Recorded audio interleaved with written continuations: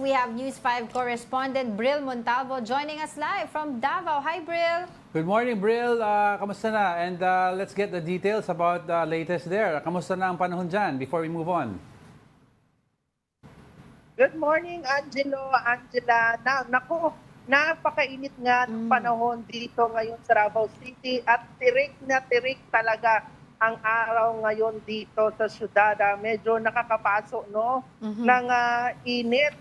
Yung init nakakapaso ng balat. At syempre, pang 10 araw na ngayon ang simula ng ihain ng Philippine National Police ang warrant of arrest kay Pastor Apollo Kibuloy at 4 pa nito nga kapwa-akusado dito nga sa loob ng KOJC compound sa Barangay Buhangin na Davao City. At hanggang sa ngayon ay hindi pa rin nila mahanap o nakikita si Pastor Apollo Kibuloy. Kanina nga umaga ay bagyang nagkatensyon sa pagitan ng ating kapulisan at ang ating mga miyembro sa KOJC kasi nga itong Gate 1 malapit sa Cathedral dito sa KOJC compound pa rin ay tinangkang pasukin at okupahin ng ating Philippine National Police. At kanina din ay ayaw magpa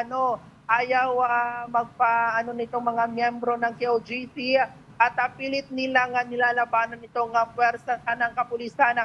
Pero sa dami ng mga pulis ay hindi nila ito kaya at sabi nga kanina ni Police Brigadier General Nicolas Torre III kaya nandito siya kaninang pasado alas 8 nang muli nilang kukupahin itong Gate 1 ng KOJC compound. At sabi niya kung hindi man or magatubili man ang mga miyembro na hindi sila papasukin ay sisirain nila itong gate at kung sino man ang mga miyembro na magre-resist na papasukin sila ay uhulihin at maaaring kasuhan ng obstruction of justice. Sa ngayon, ay itong Gate 1 nga dito sa KOJC compound ay okupado na rin ng ating kapulisan. Angela.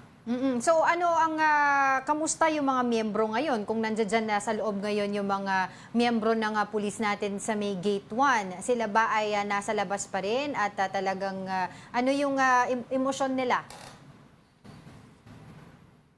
Angela, ito nga mga miyembro ng KOJC ay malaya naman silang nakakapasok at nakakalabas dito nga sa compound sa dalawang gate, Gate 1 at Gate 2 dito nga KOJC compound. Pero kahapon ay itong mga miyembro ang nagbabantay sa Gate 1. Pero ngayon, kaninang umaga nang pasukin ito at okupahin ng mga PNP, ay sila na ang nagbabantay dito sa Gate 1, Angela. Bril, last question na lang, yung mismong cathedral nila dyan kung saan sila nagdadasal, dyan pa rin ba yung command center ng PNP Police, ng PNP Davao? May nakuha nga tayong video at mga picture doon nga sa loob ng KOJC Cathedral at parang inookupan na nila ang KOJC Cathedral hanggang sa ngayon. Parang ginagawa na nilang commander post doon sa loob ng cathedral. Pero according sa PNP, ay hindi daw ito totoo at ang kanilang command post ay nandoon daw sa loob ng PRO 11 sa headquarters. Alright, sige. We will continue to get in touch with you siguro tomorrow for more updates. But for the meantime, thank you so much, Bril Montalvo, ang ating News 5 correspondent.